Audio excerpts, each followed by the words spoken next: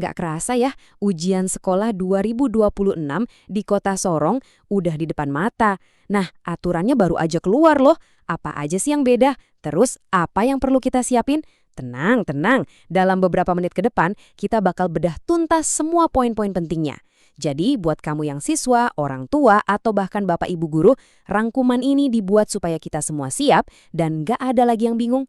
Sebelum kita lanjut, perlu banget dicatat ya, semua yang akan kita omongin ini bukan gosip atau info nggak jelas. Ini tuh rangkuman langsung dari Prosedur Operasional Standar atau POS yang resmi dikeluarin sama Dinas Pendidikan Kota Sorong. Jadi informasinya udah pasti valid dan bisa dipegang. Nah, pertanyaan besarnya sekarang, udah siap belum? Soalnya, ada beberapa detail penting nih di aturan baru ini yang bisa banget ngaruh ke cara kita bersiap-siap. Yuk, kita bareng-barang pastikan nggak ada satupun info yang kelewat, biar persiapannya bisa benar-benar maksimal. Oke, biar gampang ngikutinnya, ini dia peta obrolan kita. Pertama, kita pahami dulu aturan dasarnya. Abis itu, kita cek syarat pendaftarannya, kita bedah materi dan bentuk ujiannya, kuasai tata tertibnya, dan yang terakhir, yang paling ditunggu-tunggu, kita lihat gimana kelulusan itu ditentukan. Langsung aja, kita mulai dari yang pertama. Oke, kita masuk ke babak pertama. Aturan baru ujian sekolah. Tapi sebelum kita ngomongin yang teknis-teknis, penting banget buat paham dulu. Sebenarnya apa sih tujuan ujian sekolah ini menurut peraturan yang baru? Jadi intinya gini, ujian sekolah atau US itu sekarang jadi alat ukur yang 100% dikelola sama sekolah masing-masing. Udah bukan ujian terpusat lagi.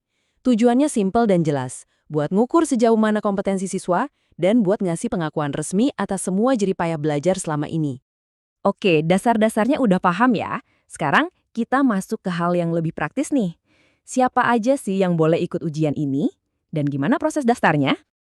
Anggap aja ini semacam checklist yang wajib dicentang semua. 1. Kamu harus terdaftar di kelas akhir. 2. Rapor dari semester awal harus lengkap, nggak boleh ada yang bolong. 3. Ijazah dari jenjang sebelumnya udah harus di tangan. Dan 2 lagi yang nggak kalah penting, harus ikut semua mata ujian dan wajib patuh sama semua aturan. Simpel kan? Terus gimana proses daftarnya? Gampang kok, alurnya udah jelas banget. Mulai dari sekolah yang ngedata siswa dari sistem Dapodik. Terus datanya diverifikasi sama panitia biar gak ada yang salah. Kalau udah oke semua, kepala sekolah bakal menetapkan daftar finalnya. Terakhir, panitia akan nerbitin kartu peserta ujian. Nah, ini tiket masuk resmi kamu buat ikut ujian. Oke, urusan administrasi udah beres. Sekarang kita masuk ke jantungnya ujian, materi dan bentuk soalnya. Nah, bagian ini tolong perhatikan baik-baik ya, karena ini bakal nentuin banget strategi belajar yang paling efektif buat kamu. Nah, ini dia nih yang menurut saya paling krusial. Lihat deh komposisinya. Soal yang cuma ngetes hafalan itu porsinya cuma 25%. Justru yang paling gede, setengahnya sendiri itu soal aplikasi. Maksudnya, gimana kamu bisa pakai teori buat mencahin masalah? Ditambah lagi 25% soal penalaran tingkat tinggi alias HOTS. Pesannya jelas banget. Ujian ini bukan lagi soal apa yang kamu hafal, tapi apa yang bisa kamu lakuin dengan ilmumu. Kemampuan analisis jadi kunci utama. Biar ada gambaran, kita lihat deh contoh untuk jenjang SMP ini. Durasinya rata-rata 120 menit atau 2 jam dengan kombinasi soal pilihan ganda dan uraian. Nah ini penting banget buat latihan manajemen waktu pas lagi belajar nanti, biar pas ujian nggak keteteran.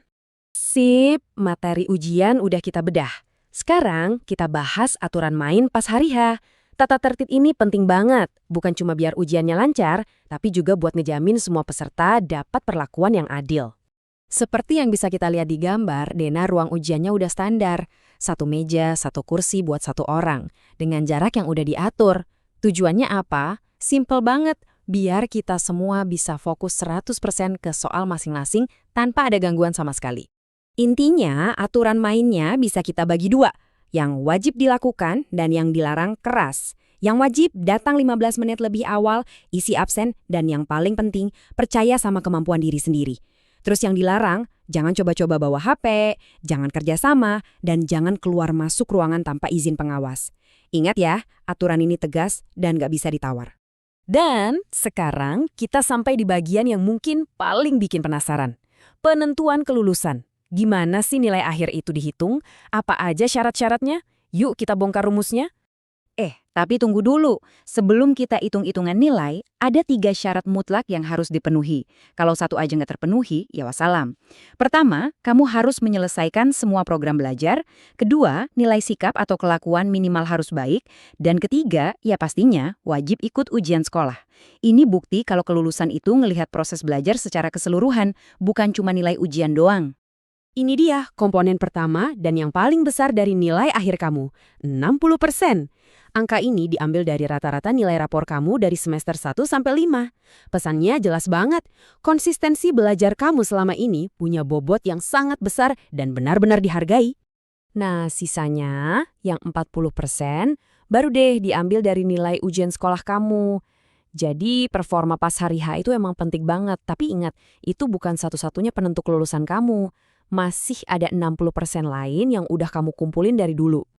Jadi, ini dia rumus finalnya. Nilai akhir kamu itu adalah gabungan dari 60% nilai rata-rata rapor ditambah 40% nilai ujian sekolah.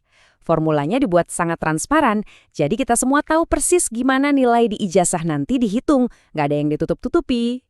Tapi, ada satu hal lagi yang penting banget buat diingat.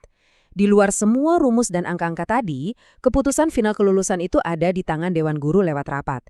Artinya, ada pertimbangan profesional dari para guru yang melihat perkembangan kamu secara utuh, bukan cuma dari angka di atas kertas. Nah, sekarang semuanya jadi gamplang kan? Kita jadi tahu kalau bobot rapor itu lebih besar. Kita tahu kalau soal ujian itu nuntut penalaran. Dan kita juga tahu aturan main pas ujian. Pertanyaannya sekarang balik lagi ke kita masing-masing. Dengan semua info ini, strategi apa yang bakal kamu susun buat dapat hasil terbaik? Karena persiapan yang hebat, itu selalu dimulai dari pemahaman yang utuh. Semangat dan semoga berhasil.